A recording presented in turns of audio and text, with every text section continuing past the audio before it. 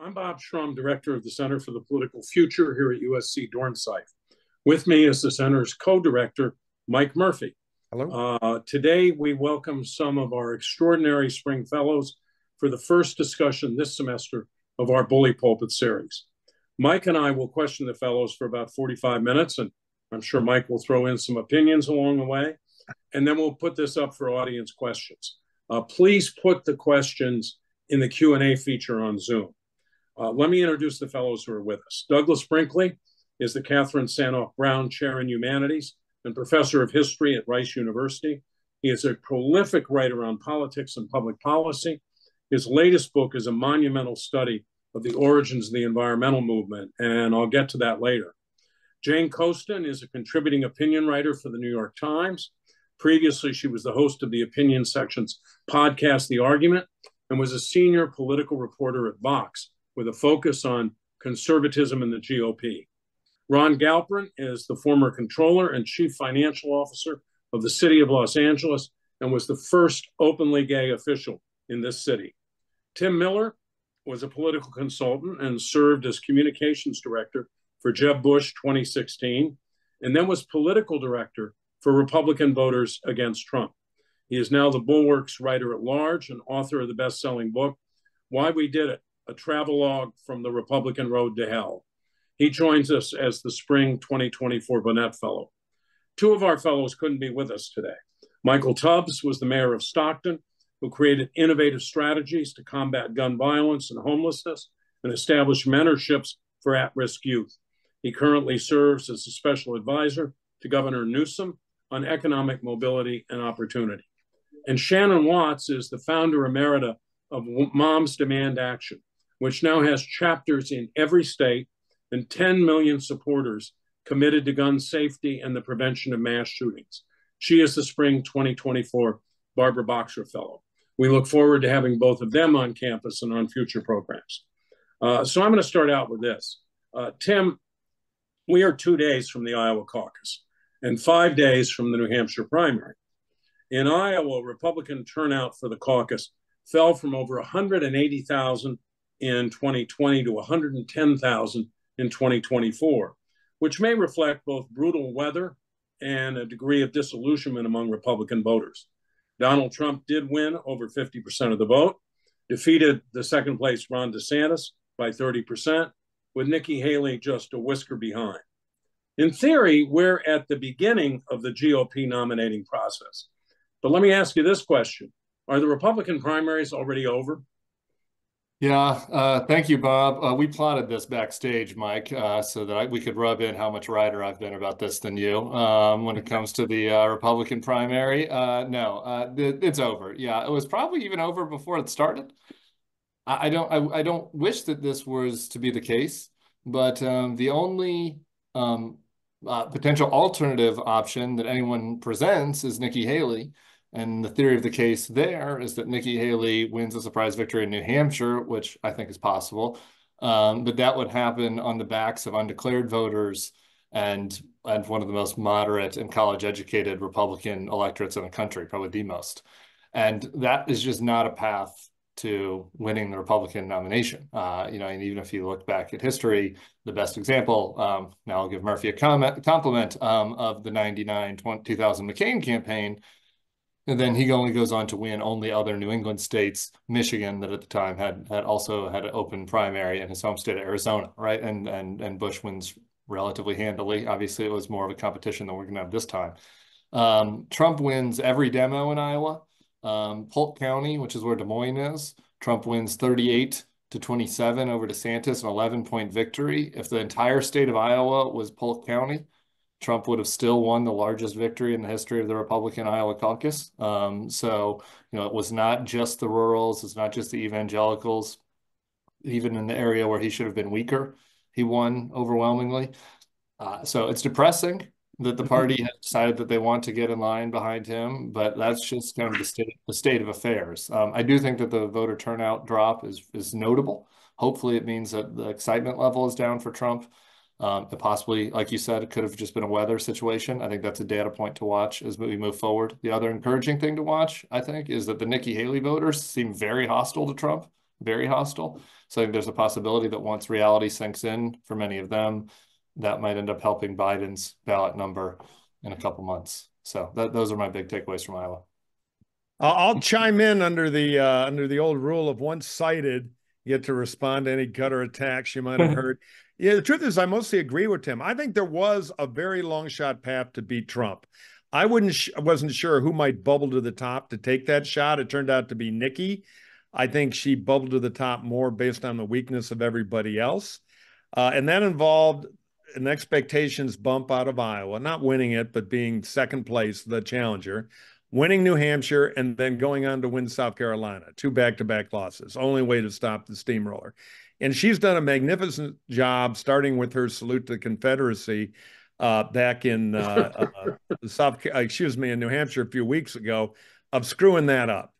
So the expectations thing out of Iowa, weaker. The zombie DeSantis gets to stumble around taking space for a little while.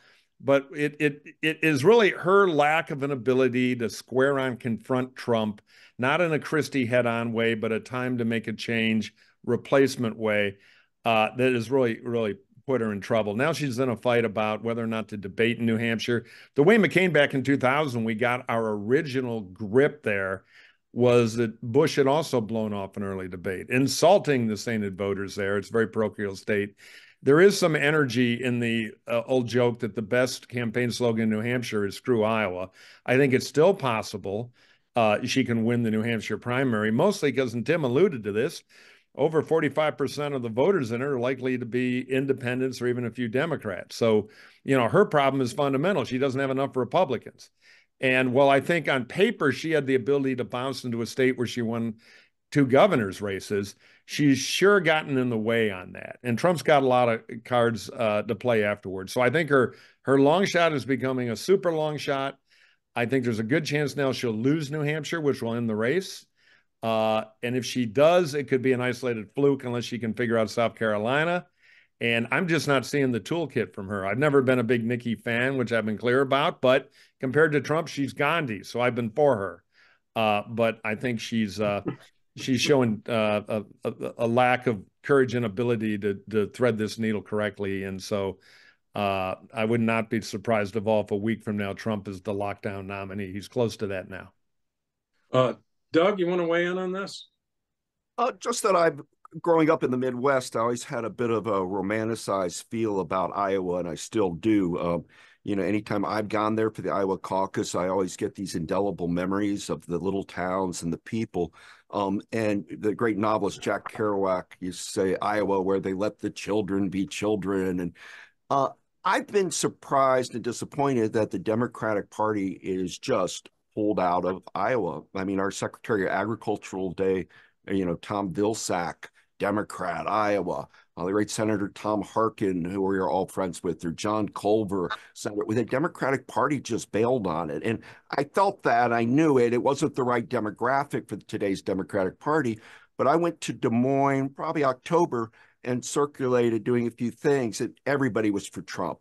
Every person you met, and it wasn't the kind of cultish love of Trump. There was a real feeling of anger towards the Democratic Party for not really caucusing, not taking Iowa seriously.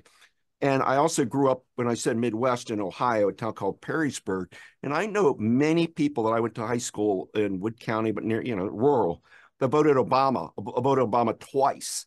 And they stopped voting because Hillary Clinton never came to their district, never went to the local pizza place, never did the retail politics.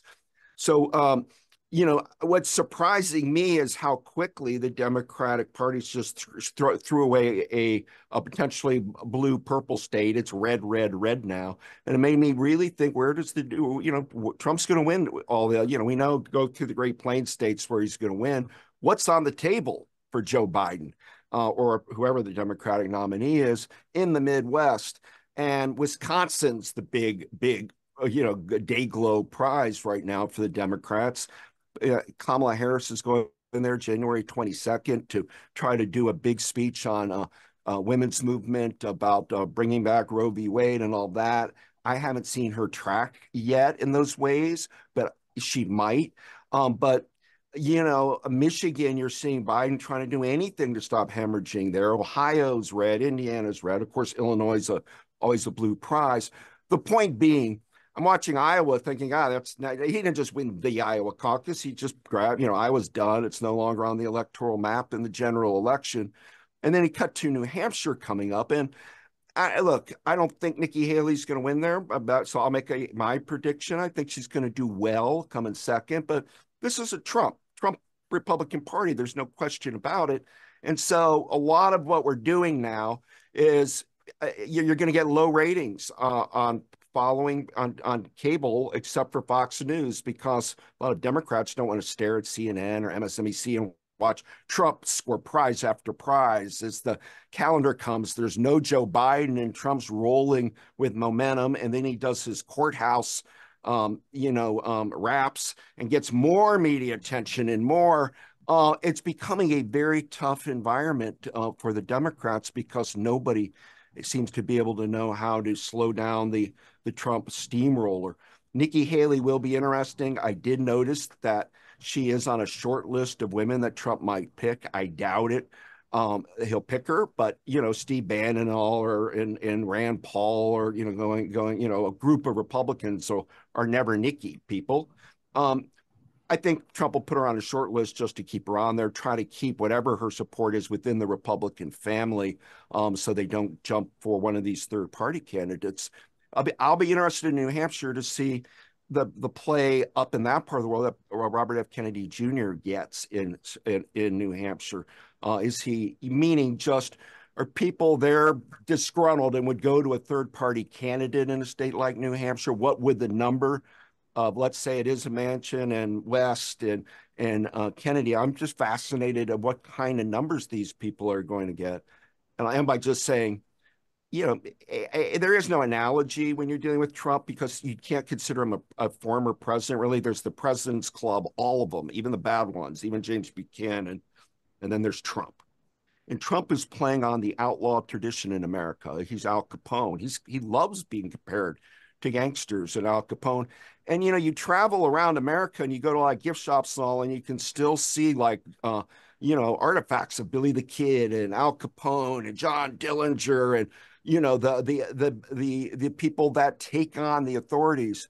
The reason the gangsters in Chicago in the 1920s became so popular, meaning Al Capone, is because of the restrictions of prohibition.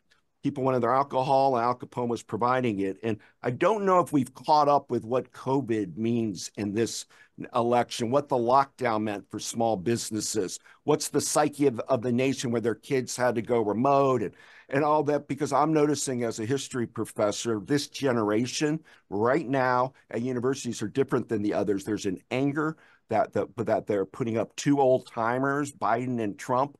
They're not really in love with the third-party candidate, and I don't know who's going to be able to stimulate, the youth activism. Young people do care about climate change, but they're torn on some of Biden's policies, and there's not a lot of youth enthusiasm. So Trump now, I don't know where he gets derailed.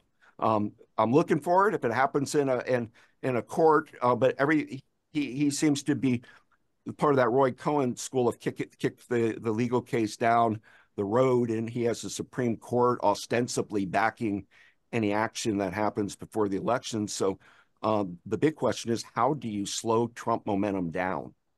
Well, I think we're going to get to the general in a few minutes, but I want to keep talking about the Republican Party a little bit, and I'm going to go to Jane in a second. But first, I want to ask Ron, do you think this is over? I mean, you're an observer of all this stuff. You've run for elective office yourself. You've won elective office. Is this thing over? Unfortunately, it probably is. Although what's kind of interesting is how much attention we actually pay to Iowa, because there were 108,000 Republican caucusers. This is out of 752,000 registered Republicans in the state. It's called a resounding victory for Donald Trump in that he won 51%, but he won basically a little more than half of 108,000 voters when all is said and done. And by the way, with 18 caucuses since 1972, Iowa has predicted correctly when it comes to the Republican caucuses only 3 of the 18 who actually went on to become president. And yet we think that this is the holy grail. By the way, New Hampshire is not a heck of a lot better when it comes to predicting who's going to become president as well. Having said all of that, Trump has the momentum. He has a very passionate base. And I don't see any trial or any conviction necessarily derailing that. But that's going to be very different when it comes to a general election. Jane, I want to do a follow-up, and then Mike, maybe you want to throw in here and give your perspective too. The Iowa caucus poll, entry polls, had some interesting and even startling statistics. 65% of caucus goers said that Biden's election was illegitimate. 63% said that even if Trump is convicted in a criminal case, he would still be fit to be president. And 81% said immigrants were poisoning the blood of our country. You spent a lot of time thinking, writing, and talking about the Republican Party and conservatism. What's happened to that party? What's happened to conservatism? And why have we reached the point of such intense polarization in this country? Well, I think it's really important to remember that this is a polling of Iowa caucus goers. Already, we're talking about a very small population of people. Hawkeye Stadium in Iowa City, Iowa, the location of the Iowa Hawkeyes, has a capacity of 69,750, and Trump got fewer than would fit in that stadium. This is a very specific group of people. We are talking about a very specific group of people, and that's Trump's base. And asking Trump's base, would you still vote for him even if he was convicted of a crime, is like asking me, a Michigan fan, would you still support the University of Michigan even if Michigan weren't, the coolest, best place in the history of collective time and national champion? This is a fandom. To use the idea of these are fans. These are fans of a particular political figure. It has nothing to do with conservatism. Conservatism has what that meant. I've talked to a bunch of people about this very subject. What that used to mean, what that means individually, what that means as a group has changed, but that's not important here. I think that we need to be thinking about this the same way you think of this as people who are big fans of Taylor Swift or big fans of any other cultural entity. This has less to do with politics and more to do with being fans. Of course, you're going to be supportive of the person you're a fan of, even if they've committed a crime. Of course, you think everything they say is true because you're fans of them. It's not about indicating whether or not you believe in the inherent truth of that statement. It is reflecting on, I am a fan of this person, ergo, I am going to say the thing that illustrates that I am a fan of this person.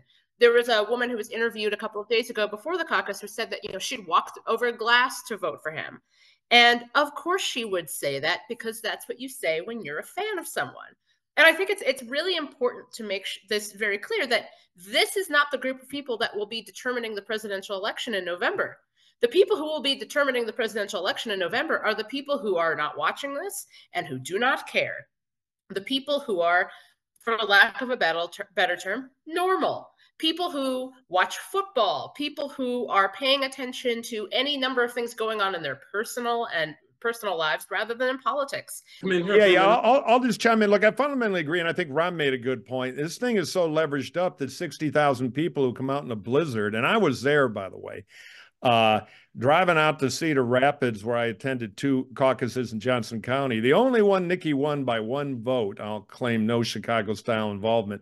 The only county she actually won. In both of the precincts I was in, it was interesting. Trump lost both of them, and DeSantis narrowly. That's because you were there, Mike. Yeah, no. It cost me $40, but Clem's got a new gun rack in the pickup, and we carried the county. No, seriously, it was a squishier county. It's Johnson, which is traditionally not a Trump county. But the point is, a very small number of people are able to start the dominoes moving, and the reason that's working is Trump is the gravity that's pulling the dominoes down. They're happy with it. A year ago, there were real doubts. And I think part of the Trump recipe to have so easily captured the GOP, other than all the dark, evil Trump stuff, and I would add that I like the idea of changing the party rules to require walking across broken glass to vote for Trump. I think that would be a good addition to the process. The Biden's collapse politically. When I was out in Iowa in April, all the hacks told me, oh my God, we could lose. The people are thinking about a change. This DeSantis guy seems to be interesting. This Tim Scott guy, whoever it might be. Then Biden folded in on himself, at least in perception. Nobody in the base think, even a lot of the regular Republicans in Iowa, think that Trump would lose to Biden now. They think Biden's a feather rather than be knocked over. So there's no risk in Trump. That may be wrong. We have a whole campaign to go. Trump will beat Trump. But it is, I agree with the cultish stuff too. So, you know, it is a hard course to change. The party's gone populist wackadoodle, and that's who Trump is. He's the atomic clock of that, and it's what they want. So they're going to get it. Anyone else on this? I would say also it's, again, the primary experience is so removed from how most people experience politics. And I also think it's worth remembering that we are in a very strange position in which Biden is a deeply unpopular president, but Democrats keep winning down ballot. There was just an election, I think, just a couple of days ago, that Ron DeSantis thought that he would win that election in Florida and then win in Iowa, and neither of those things happened. So we're in an interesting environment in which the president is unpopular, but the president's issues are actually quite popular. We've seen that happen with abortion rights. I think abortion policy is 7% in different states, and so it'll be interesting to see how we have this disunion between how the president does and how the party does. And I think that what a lot of people seem to be betting on, and I'm talking to pollsters, is that a lot of people think that this won't be the race. They really do believe that there's going to be a Deus Ex Machina event in which somehow the skies part and Trump and Biden are removed from this mortal plane and they don't have to worry about it anymore. And I really do think that it'll be interesting to see once people realize, one, they have to experience Donald Trump again. I think a lot of people have kind of forgotten about him in a very selective way. But also the fact that, like, yeah, this is what you're getting. You get it. This is it. This is all you have. So I want to talk about some specific issues and sort of slide toward the general election. And maybe I want to get I have a view on the question I'm about to ask, but I want to get everybody's take on this. And maybe we'll start with Ron. How do you explain the sheer disjunction between the actual condition of the economy and Biden's job approval ratings, both on the economy and in general? Well, certainly if you look at the numbers, Biden has done very well on the economy. We have low unemployment. We have low inflation. There are a lot of great economic indicators, but we can't assume that people are voting based on facts and based on numbers. The reality is that people often base their vote on emotion. How do they feel about that candidate? How do they feel about that party? And that's so much of what explains Trump's success.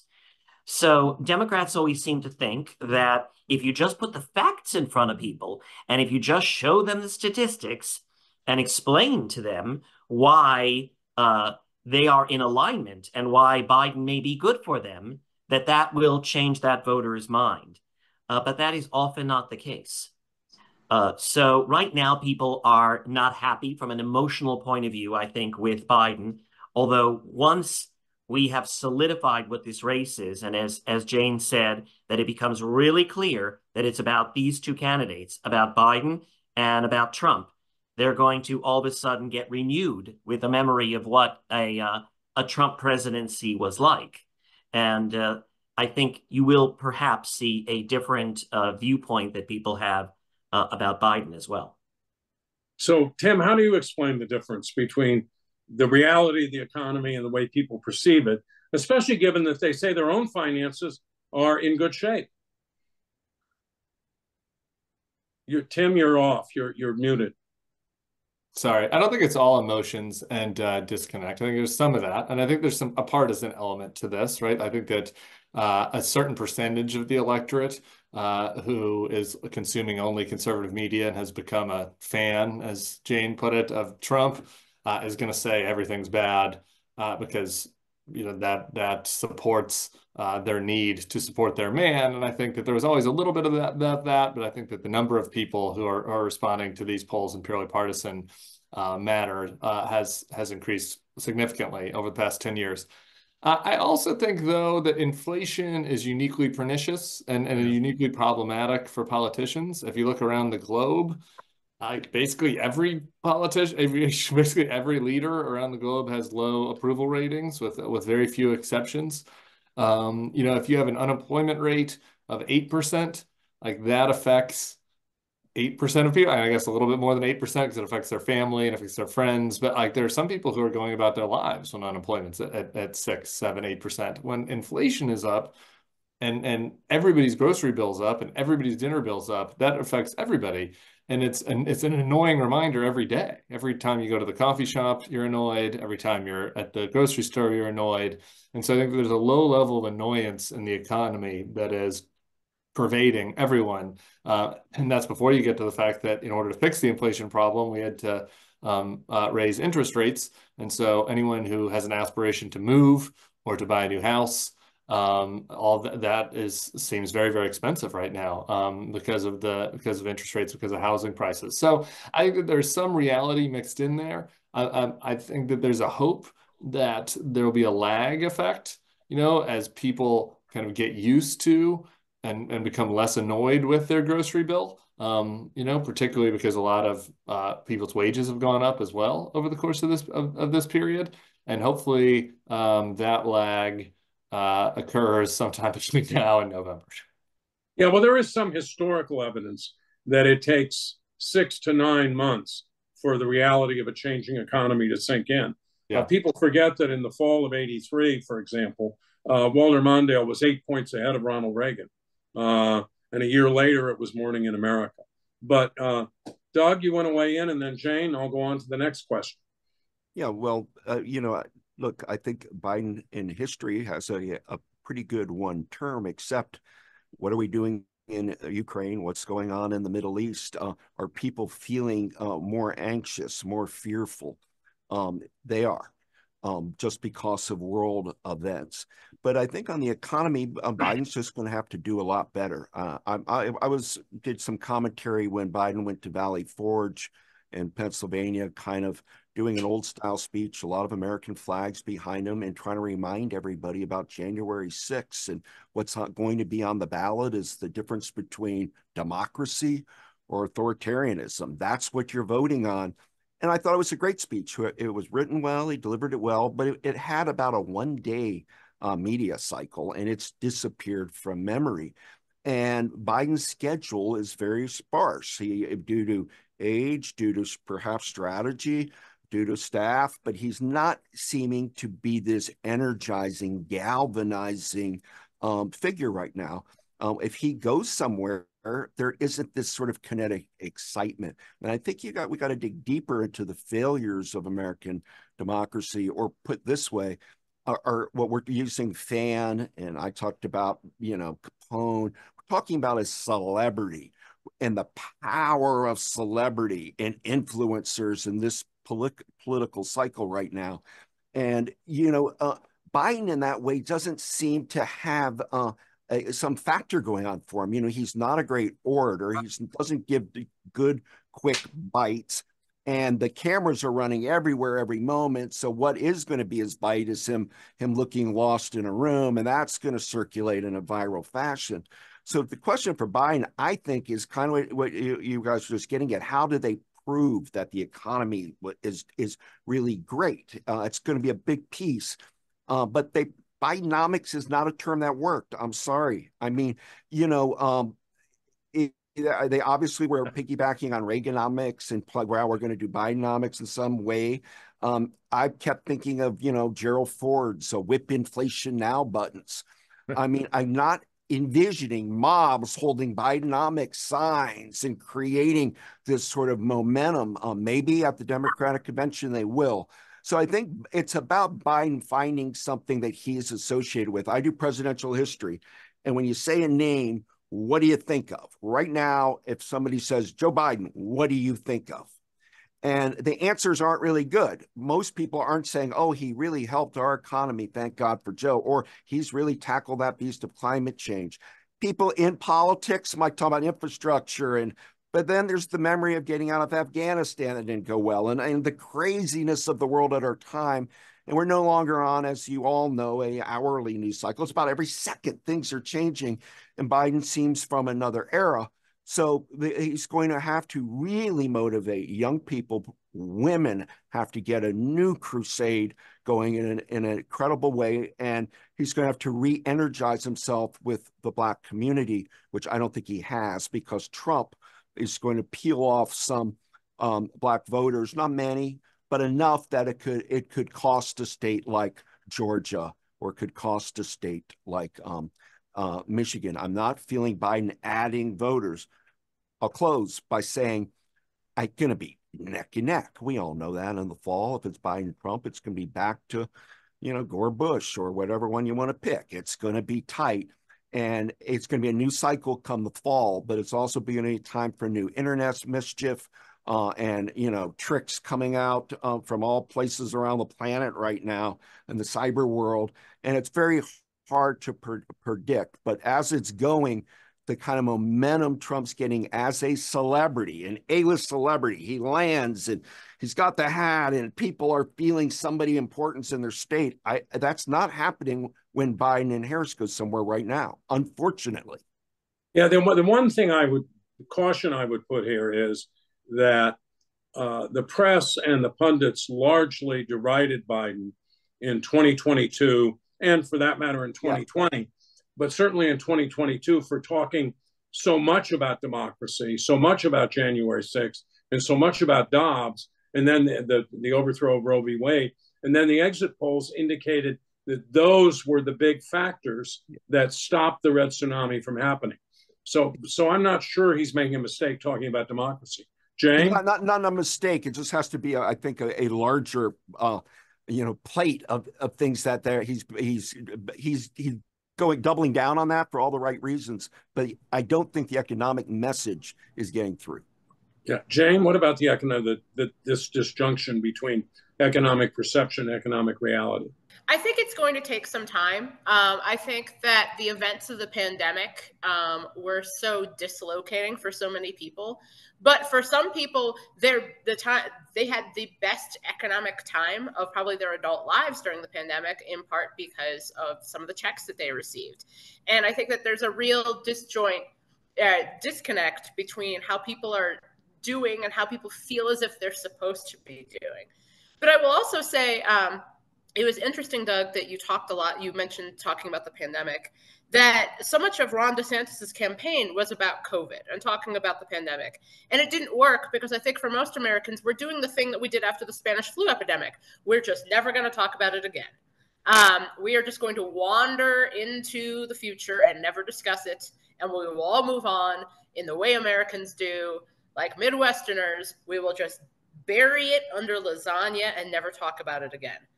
And so I think that it's going to be interesting to see moving forward, because I do think that you're actually starting to see more. There was an Axios poll today saying that people are actually feeling pretty optimistic about their own financial perception. It reminds me of that polling that always shows that people like their congressman, but they hate Congress.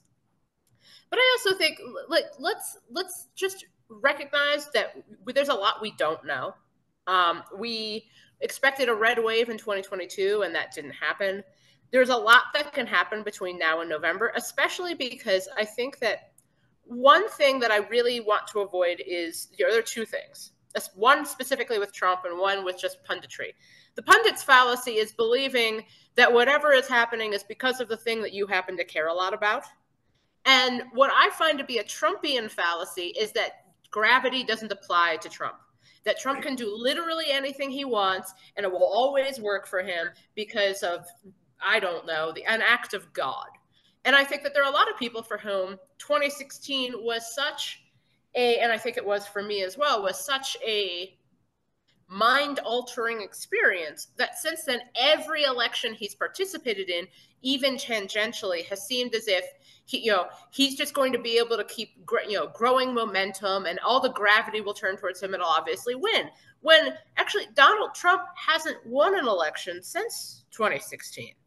You know, you could even go back to the special election in 2017 with Corey Stewart, America's greatest carpetbagger, the midterms in 2018, the 2020 election, which he notably lost, the specials in 2021, the midterms in 2022, and now we're still on a losing streak. I mean, even if you think about this as being people who Trump has supported, people who Trump has helped to get elected, people who Trump came to events with, he has lost all of those.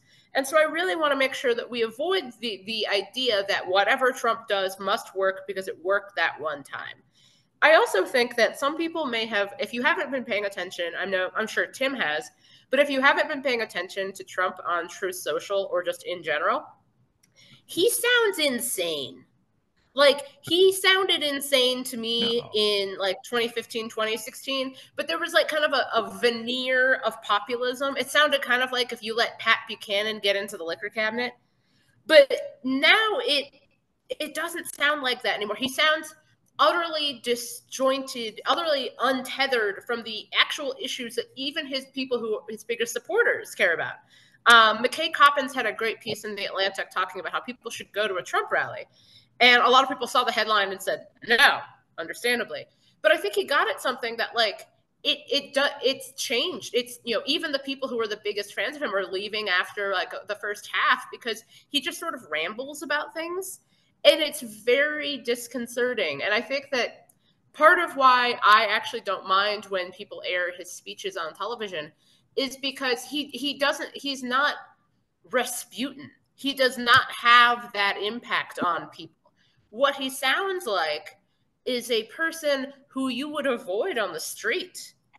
And so I think it's going to be interesting to see how people are confronted with actual Trump, not imaginary Trump.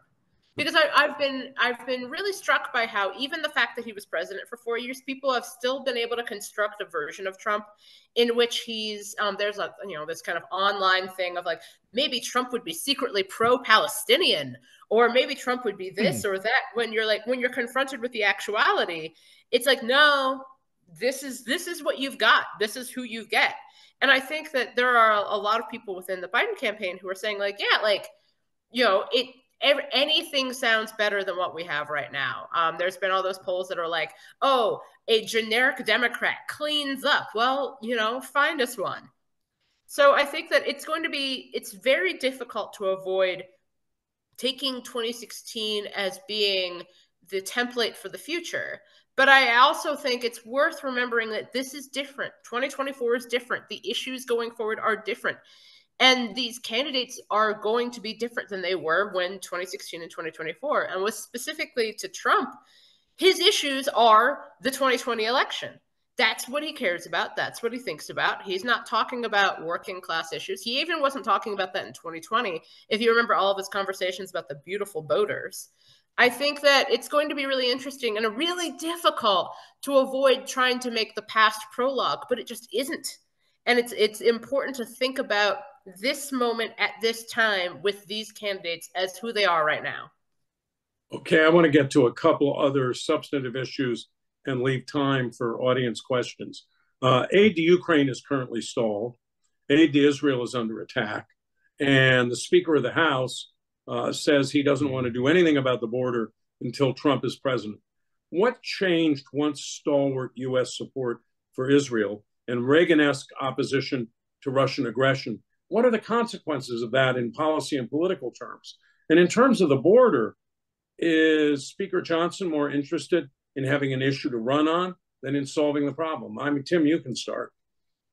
Well, the last one's easy. So yes, I'll give a short answer to that.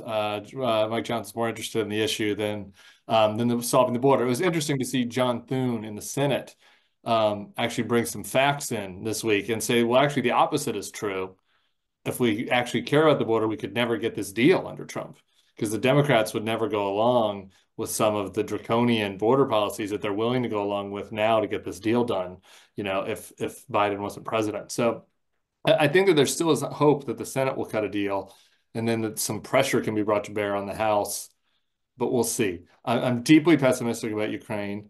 The answer to your question about what happened, to get us to this point where it would be the Republican Party is like basically the weak link in the Western world as far as supporting Ukraine, is twofold. It's about what everything about our politics has been the last 20 years, my adult life, Iraq and Trump. I mean, I just think that the unhappiness with the Iraq war among the kind of more blue collar populist elements of the Republican base, belatedly, obviously,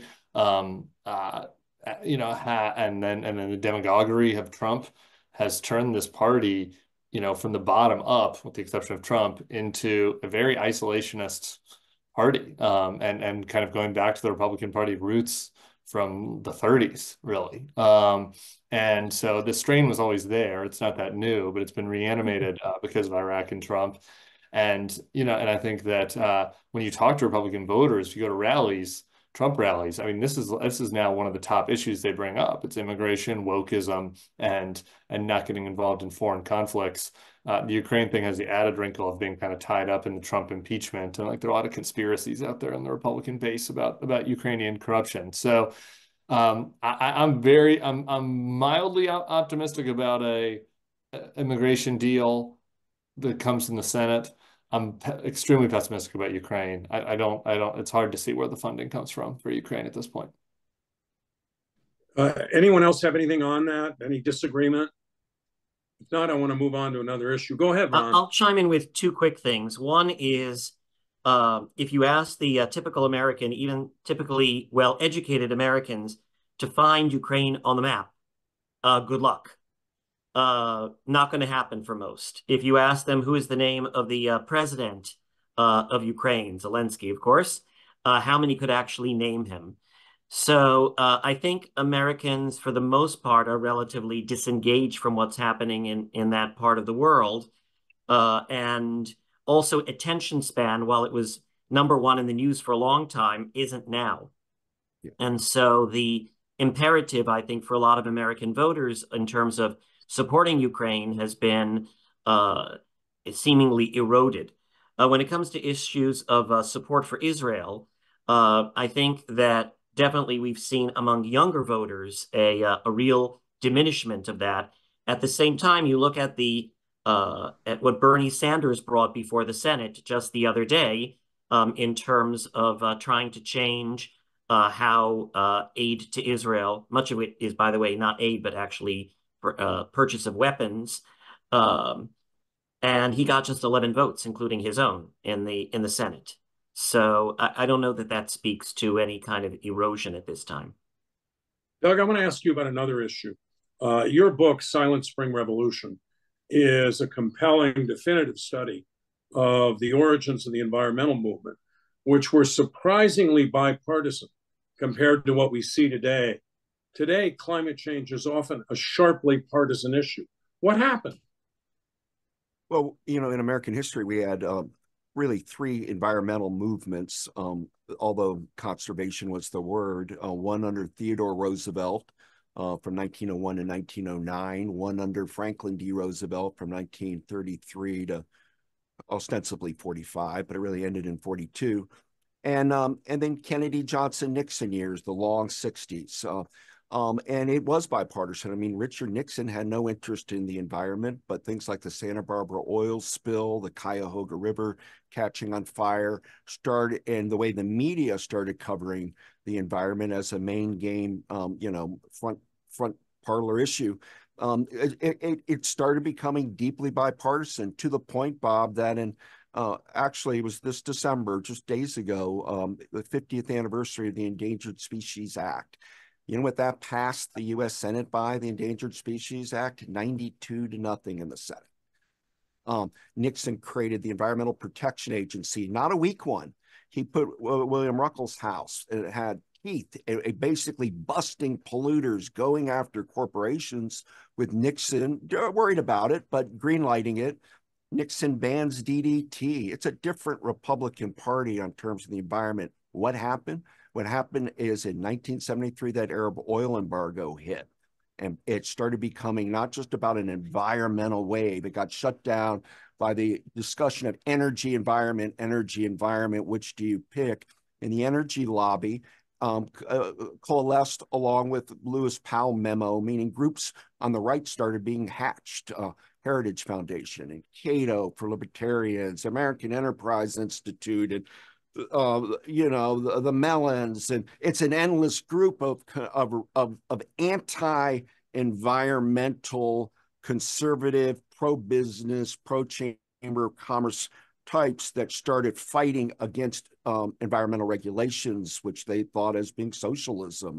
What company wants the federal government telling them, any moment, looking at their books, that they're polluting a river or contaminating an environment? And we haven't been able to have a fourth wave after 73. We thought with Al Gore, maybe climate change in 2000, it still had a bipartisan feel to it. Barack Obama has personally told me his biggest frustration was climate change. He tried. It just comes up short, and you're seeing Biden doing what he can. I mean, look at what he's trying to do. Look what we're doing with electric cars right now. But it's a hard. It's not a tipping point, and of course the problem is global. And what do we do on these climate talks? But what's China doing? What's India doing? So I unfortunately, where climate makes the news when there's some shocking event, but you can't always, media doesn't always want to say that hurricane is because of climate, that wildfire is because of climate. So it's sort of an interesting thing. It's consuming our minds, climate change right now, and in many ways, but I'm not sure it's going to be a top bore issue in the coming debates. I mean, Trump's basically saying it's a hoax. Biden is trying to juggle things both ways. And it's still back to the energy, the oil gas lobby versus the environmental nonprofits in a kind of, a 50-50 battle. But eventually we'll get there. There will be a fourth wave, but it's got to be global, not just Americanized. Yeah. So I'm going to turn over to audience questions here. The first one from George Sheff, and I hope I pronounced your name right. If Iowa has been wrong 15 of 18 times since 1972, who should feel best about Trump's winning the Iowa caucuses on Monday, in your opinion? It's an honest question, he says, although I'm also looking for something witty from Mike. Mike? Well, let me make sure I understand the question, and then I'll try to get off a joke on it. It is who should feel better over... Who should feel best about Trump winning the Iowa caucuses? Putin and Z. Good night for both of them. Good night for the Chinese, good night for the Russians, because we're tangled in domestic politics, and we're doing this. You can argue, even though the press lines, it's a sign of strength for Trump that he's crushing all opposition. The problem being that the opposition are trying to use that old Russian proverb. They're trying to wash the bear without getting his fur wet. So that's a hell of a way to oppose somebody, by not running against him. But if you look, and I know it was alluded to earlier by Jane and others, the numbers in Iowa, 700,000, I think Ron made this point, registered Republicans, and barely 1 out of 7 made it to the caucus, is not a sign of the wider enthusiasm. If Biden were in better shape politically in a general election, he'd crush Trump. The problem is right now, the threshold decision most people make, keep or fire the incumbent. And as of today, it's fire Joe Biden, then figure it out. And Trump might slide through. The scariest polling number, it's been this way for a year. Do you hate Trump, general election voters? Yes. Do you want to fire Biden? Yes. Who is better in the economy of these two guys you don't hate? Trump by 10 plus points. That number, and we talked about it a little, is still the same on election day than I fear for Biden. So, as far as seriously this outcome, it's good for Trump, which means it's bad for everybody else. Anyone else want to weigh in on this? Because I think maybe the guy who feels best about this is Biden. Oh, Ron. No, Bob. Well, no. I mean, if you look at the numbers, it's the person that he has the best chance to defeat. I guess. I don't know. It's too risky. The risk is too high. I agree with you. That's the problem. If you're rooting for anybody, you should have been rooting for DeSanctimonious. No personality and not popular enough to do a coup. You can't imagine people with sanctimonious flags charging the Capitol. You know, he doesn't inspire that kind of loyalty. So I don't think Biden should. Biden's feelings about it shouldn't matter really. Trump's going to be the nominee because that's what Republican voters want. But I don't think there should be any reason to root for him. I think that Biden should be rooting for Jack Smith to save us. Biden should be rooting for Elon to show up with the time machine so he can go back a year and not run. Mike, that horse left the barn a long I know. I told you when you kept saying that it wasn't going to happen. No, I never predicted it would happen. It just ought to happen. Biden ought to say, you know what? This is not a regular election where if I lose, okay, I've got Nikki Haley or some dumb Republican I don't like. No. We have a Bond villain as president who's pretty much said, yeah, this democracy thing, let's wrap it up. Me. And Biden should have done what a lot of American kids have done, which is put their personal interest aside, grabbed the rifle, and got out at Anzio Beach. The right thing for the country was not to put us in this risky situation. But I didn't think he would, and he didn't, but he should have. I got a couple more questions that I want to get to, but Jane, you want to weigh in on this? What I'm struck by is that the alternatives to Biden, because I've heard a bunch of them, and I'm interested in how that there is always this perfect alternative to Biden until you find the alternative to Biden, and everybody hates them. Like, I just keep thinking about how, like, oh, you know, it could have been Gretchen Whitmer. It could have been Josh Shapiro. It could have been Gavin Newsom. Gavin Newsom would be funny to me personally because he is unlikable in a very different way, and that would just be a fascinating battle. But I do think that this is what we've got. This is what we're set with. And I think from Biden's perspective, he would say, like, I won the last election. Let me do it again. But please continue. I'm interested in the next question. Well, the next question is kind of an interesting one. It's from someone who's anonymous. Regarding the COVID-19 restrictions, didn't most of those come under the Trump administration? That is, it's been really interesting to see how the COVID experience has managed to elide Trump entirely regarding vaccines, regarding everything about COVID, which all happened in 2020. It is interesting how so much of it was under the Trump administration. And I would actually say that Operation Warp Speed was probably Trump's greatest accomplishment, getting the vaccine out. And now every other Republican, and I would assume him too, will now all try to pretend like that was the worst thing that ever happened because the vaccine has made, I don't know, us turn into werewolves. The funny thing about that is Trump, at the beginning of his campaign, got up at rallies a couple of times and tried to take credit for the vaccine and for Operation Warp Speed, and he got booed by people in the audience. He's never mentioned it again. It should be noted, by the way, that one of the things that DeSantis has been campaigning on is arguing that a lot of the restrictions regarding COVID were in fact Trump, and he's not taken responsibility for it. So that's exactly what DeSantis has been arguing. Well, and I think that Dr. Fauci has been made into a Dr. Strangelove-like figure on the internet. And you're going to see Republicans hammering on Fauci this spring, as much as the Hunter Biden issue they're going to be hammering on. And look, here's the glass half full and glass half empty for Biden in my view in political history. I go back to 1948. Harry Truman was in trouble. I mean, nobody thought that he would be able to win because there are all these splinter groups. Strom Thurmond created the Dixiecrat Party. Henry Wallace, powerful guy. Eleanor Roosevelt at his side, created, the Progressive Party. You had a Democratic Party splintering. I think these third-party candidates make this a very Wild West coming up for guys like us and people like us to decide. What is Manchin running on a no labels or something? Let's see, man. Is Bobby Kennedy Jr., Mr. Anti-Vax? If he's 10%, it's going to hurt Trump. But if he gets up to 15 or 20%, people just sick of D's and R's, that's going to come out of Biden. And then Cornel West is picking up some of the disinfected liberals that over the Israel-Gaza. Truman won that election. I think Biden could win even with that, but you're not seeing anybody on the right, and those are, 3 Democrats right now that have broken off. And nobody on the right's creating that kind of third-party fear.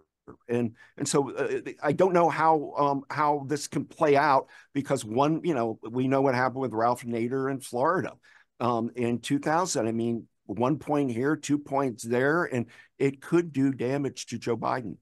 Well, as you know, Doug, I certainly do know about Ralph Nader in Florida in 2000.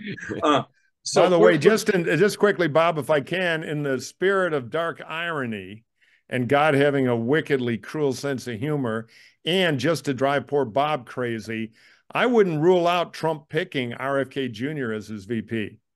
Yeah, it's possible. I wouldn't rule it out.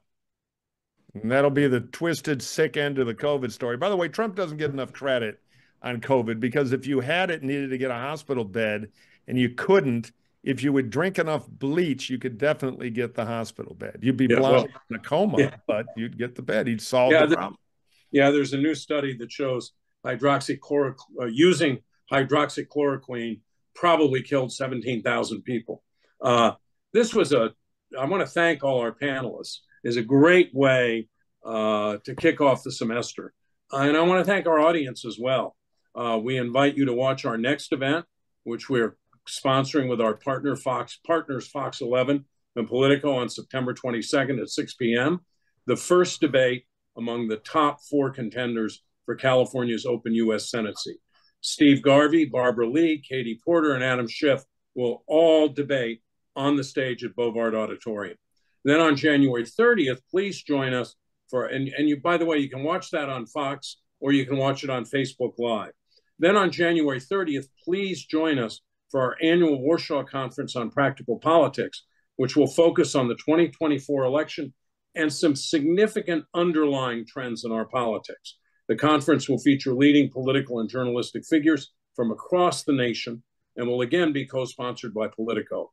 It will begin at Town and Gown on campus at 9:30 a.m. We'll end at 5 p.m. and lunch will be served. You may also join us virtually for the conference and view it on Zoom or Facebook Live. So thank you to our terrific panelists, and everybody have a great rest of the week.